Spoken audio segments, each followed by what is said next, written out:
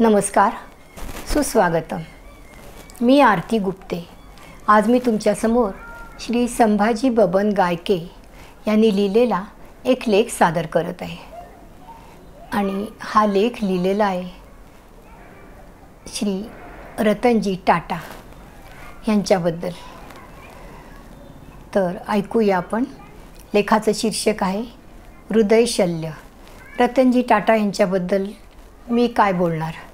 आपल्या सगळ्यांनाच त्यांचं कर्तृत्व, त्यांची महानता सर्वच माहीत आहे. तर त्यांच्याबद्दल आपण प्रत्यक्ष ह्या लेखात ऐकूया. श्री संभाजी गायके यांनी जे म्हटलं आहे ते अतिशय सुरेख तऱ्हेने त्यांनी लिहिलेलं आहे. तेच मी तुम्हाला ऐकवते. शीर्षक आहे हृदयशल्य.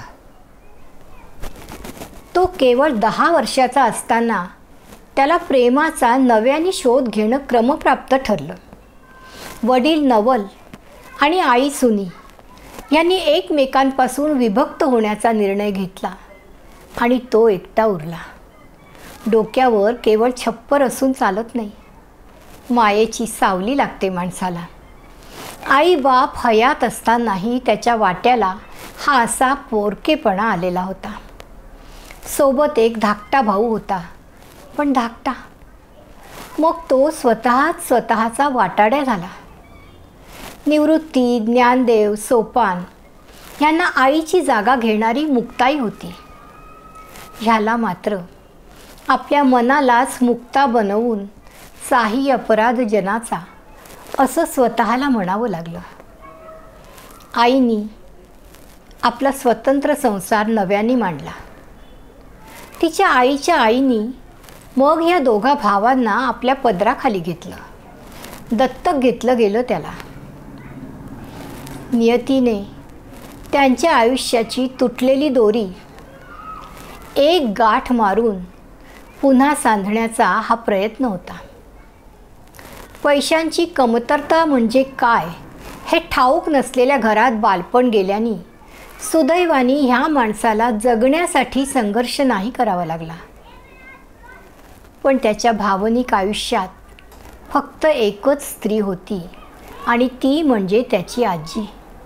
तिच्या सावलीतून जरासं बाहेर निघून तो परदेशी गेला. स्वतःच्या पायांवर उभं राहिला. देखणा, राजबिंडा, तरुण, सालस, सभ्य आणि आपल्या आजोबांकडून नर्मविनोदी स्वभावाची देणगी लाभलेला.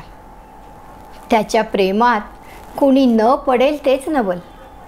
परदेशात शिकत असताना एक अमेरिकन तरुणी त्याच्या आयुष्यात आली. प्रेमाचे रंग 10 दिशांना पसरले. भारतीय प्रेम आणि पाश्चिमात्य प्रेम यात फरक असतो हे त्याच्या तोवर ध्यानी आलं नव्हतं. पश्चिमेकडे व्यवहार सर्वाधिक वरची जागा पटकावत असतो त्यांच्या जगामध्ये. हा मात्र अस्सल भारतीय माणूस. त्याला आपलं मानलं, ज्याला आपलं मानलं त्यासाठी आपलं सर्वस्व अगदी हक्क सोडपत्र करून देऊन मोकळा होणारा. त्याला परदेशी जाऊन 6-7 वर्ष झाली होती आणि याच दरम्यान त्याच्या मायेचा पदर इथं विरत चालला होता. आजी खूप आजारी पडू लागली. तिने सांगावा धाडला आणि त्याच दरम्यान भारतावर युद्धाच्या ढगांनी गर्दी केली.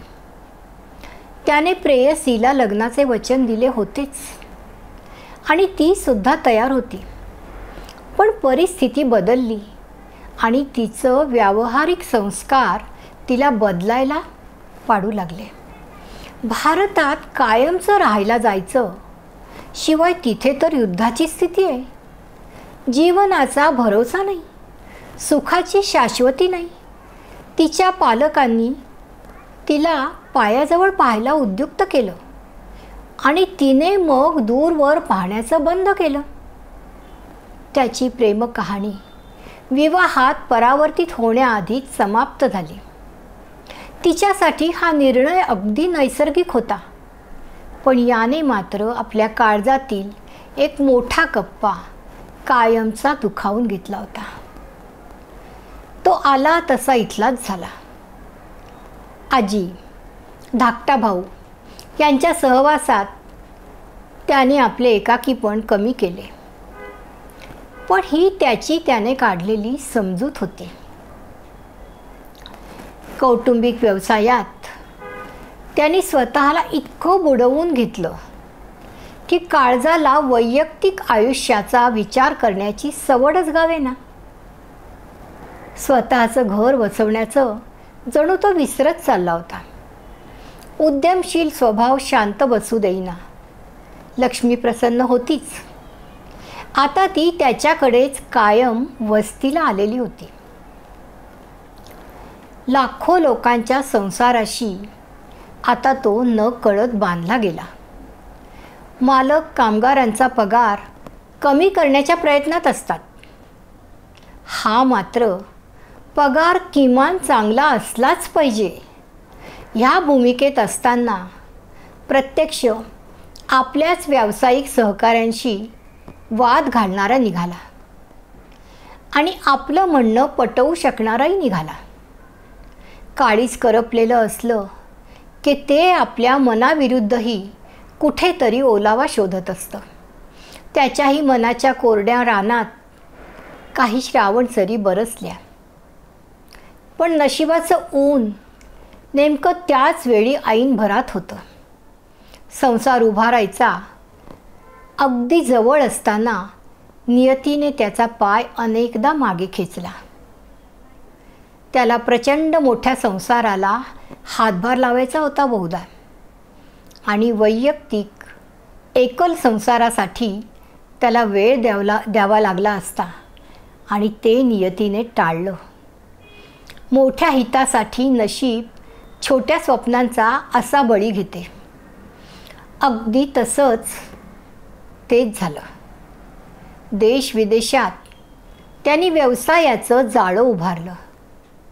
नवं जंगल उगवू लागलं की हळूहळू रोपं मोठी होतात, त्यांची झाडं होतात, त्यांना बहर येतो, कळ्या उमलू लागतात, आणि मग फुलपाखरं आली की जंगल संपूर्ण होतं, अनेकांचं आश्रयस्थान बनतं.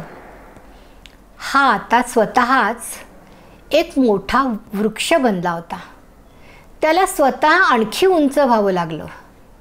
पण म्हणून सूर्य सर्वाधिक झेलला तो ह्यानेच. त्याच्या छायेखाली मात्र कडक थंड सावली होती, आणि या सावलीत जो आला तो कधीच माघारी फिरला नाही. आज असे लाखो संसार त्याच्या आधारावर उभे आहेत. लाखो रुग्ण त्याच्या देणग्यांच्या आधारे जगले. अर्थार्थी थेट संबंध नसतानाही त्याने अगणित माणसांना जगवलं आणि त्यांच्यात आपलं प्रेम शोधलं, नव्हे प्राप्त केलं. माणसासोबत त्याने प्राणी मात्रही मित्र मानले. आपल्या मनातील प्रेमाच्या, त्यागाच्या, समर्पणाच्या भावनेला त्याने एक अलौकिक आभाळ दिलं. त्यात त्याने जमिनीवर राहून मनानेच विहार केला. आपल्या शब्दातून एकाकीपणा सहसा जाणवू दिला नाही. तो प्रत्येकाला आपला वाटला, आणि तरीही त्याचं स्वतःचं रक्ताचं होण्याचं भाग्य कुणाला लाभलं नाही. हे प्राक्तन. पण यामुळे त्याचा अंश आता मागे उरला नाही. तो जणू कर्ण कलियुगातला.